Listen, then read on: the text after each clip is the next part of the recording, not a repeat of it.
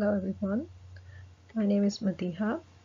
In this video, I will talk about some of the security policies of my previous company I worked with. To start off, I would like to introduce myself a little. I'm an international student from Pakistan and I am here in Canada for my master's degree in IT security. After completing my bachelor's in computer science, I got a job as software tester in a software house named Technologics, and I worked there for 2 years. Before starting, first we need to know what is policy and why we define security policies. What is policy? Policy outlines basic rules, guidelines, and definitions that are standardized across the whole organization. Policies and procedures are an essential component of any organization. But remember, having workplace policies and procedures are only valuable if you make sure they are properly implemented and monitored. Why we define security policies? We define them because they help organizations to safeguard their hardware, software, and data from exposure to persons either internal or external, who could intentionally or unintentionally harm your business or damage your physical assets. My policies at work. Technologics have the policy for the following components: physical security, policy for the systems, desktop or laptop they provided to us, clean desk policy, confidential data policy, backup policy, password policy, internet policy, email and antivirus policy. First, we have physical security. Physical security is intended to ensure that computer and information resources are properly protected. For access control, access card with a security code is given to us to keep track that who goes in and out. If you lose your access card or it's being stolen, you need to report to the Information Security Office immediately. There were CCTV cameras to monitor what is happening in and around. There were security alarms just in case the worst happens and there is a break-in. To prevent data copy, they disabled the USBs and CD drive.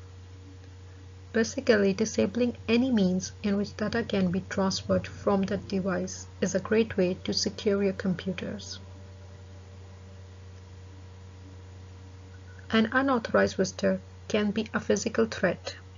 Since guests are not employees of the company, so they are not considered trusted users. Visitor name, purpose, and duration of their visit used to be registered in the system by front entrance receptionist. At check-in, every visitor has their photo taken and is given a photo ID badge. Visitors were supposed to be accompanied by the sponsoring employee all the time. Visitors were not allowed to take photographs. Visitors requiring internet access were provided with a guest username and password. Next, we have policy for the systems. We were provided with systems having standard hardware configuration that has been tested as per the specifications and the standards of the organization. So we were not allowed to change the hardware configurations of system, as it may lead to system failure or introduce security vulnerabilities and may impact functioning of other systems on the organization network. Systems have preloaded and licensed softwares, so again we were not allowed to install any unlicensed software either for official or personal use, because majority of unlicensed softwares contain malicious programs like Trojans, so such software may corrupt system data or relay user confidential information to a hacker on the internet without user knowledge. Next is clean desk policy, like Do not leave sensitive data or assets behind when away from your desk. Lock your computer even if you are away from your desk for a few minutes. Keep your desk clean and clear of any confidential information. You can see image on right stating don't tempt others. I find this image very suitable in this context because we actually allow others to jump in when we do not care. Confidential data policy. Security policy for confidential data provide the means by which business data and related information is protected and preserved. Storage, transmission, and destruction are the factors that should be in mind when dealing with sensitive data.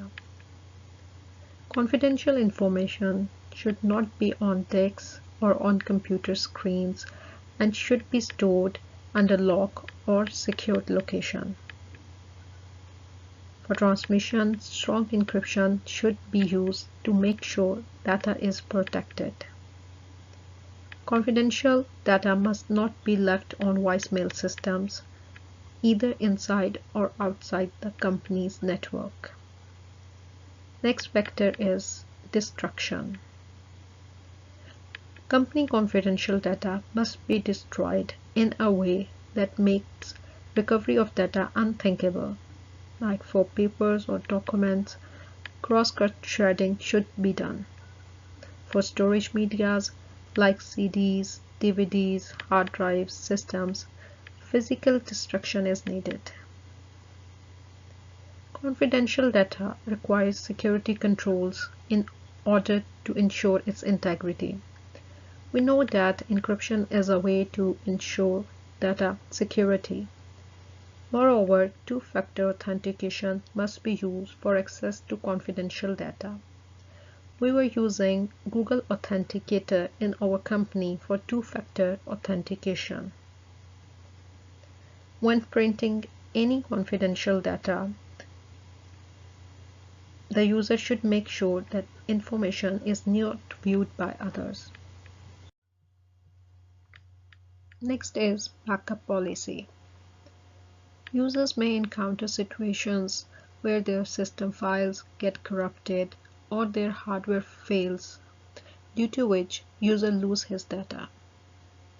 Efforts required to recover this data is huge, so it is very important for users to keep and maintain a copy of their data to handle such situations. In other words, you can say, do not put all eggs in one basket. Keeping all your eggs in one basket is risky. We were provided with a centralized storage for data backup where we can copy over important business data, and we were advised to use this facility only to store business data, not personal data like music, files, or photos. Password. Your password is your responsibility. Do not share it even with your loved ones. Passwords are the key to user account and are classified as confidential information. So all handling and protection requirements to confidential information are applicable to password, like do not share your password. Keep them confidential. Select strong password. Companies used to have a strong password policy standard like password should be minimum of 8 characters in length with a combination of alphabets, lower and uppercase, numeric and symbol characters.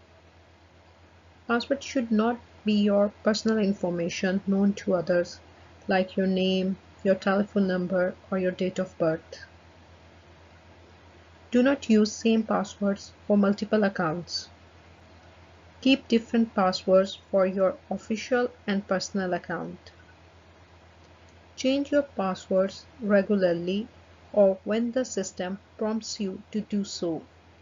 So like in my company, after every 90 days, password get expired and you need to reset your password.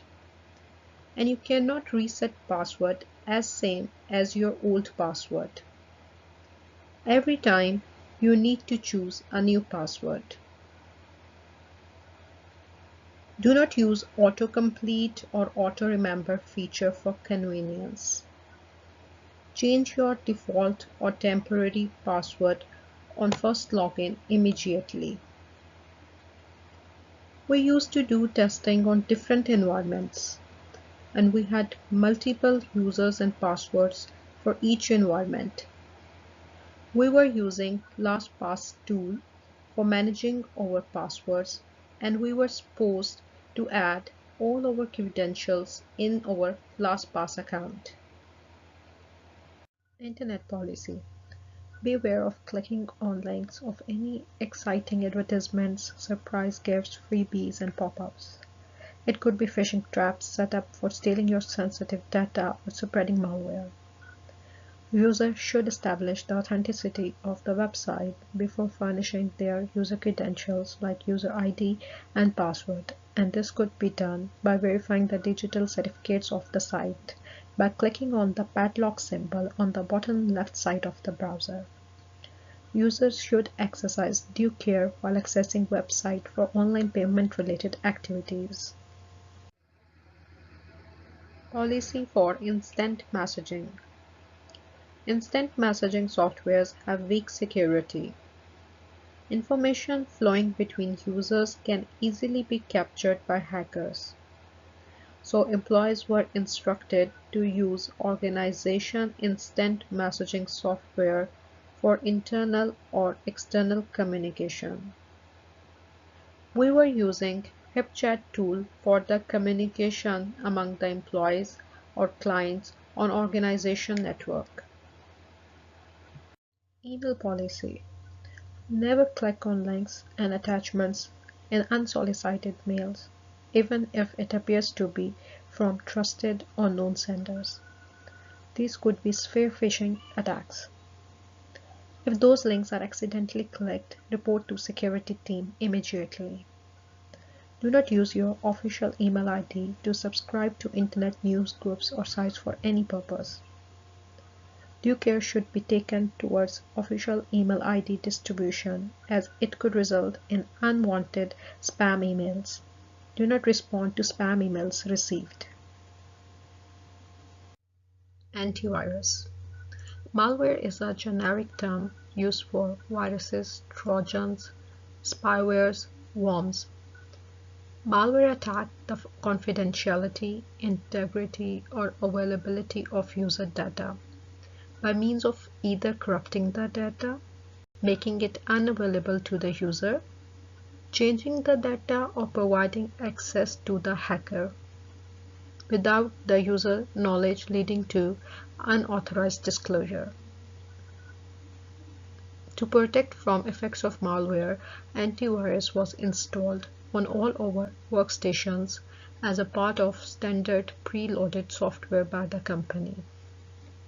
Regularly updating antivirus definitions ensures that new forms of virus and malware could be prevented too.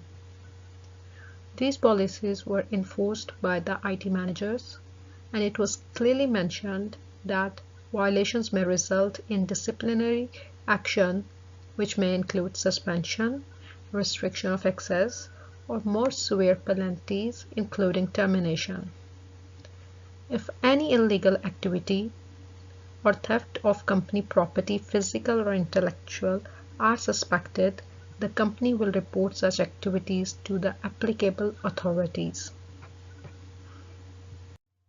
In my opinion, it is very important for an organization to have security policies in place and properly implemented, because they protect organization critical information and intellectual property by clearly providing a roadmap to employees of what to do to ensure organization security.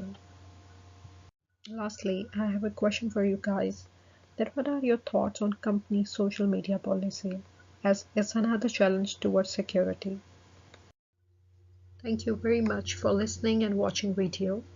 I'm looking forward for the comments on the question, and if you have any suggestions or questions for me, feel free to ask. I would love to answer them. Thank you.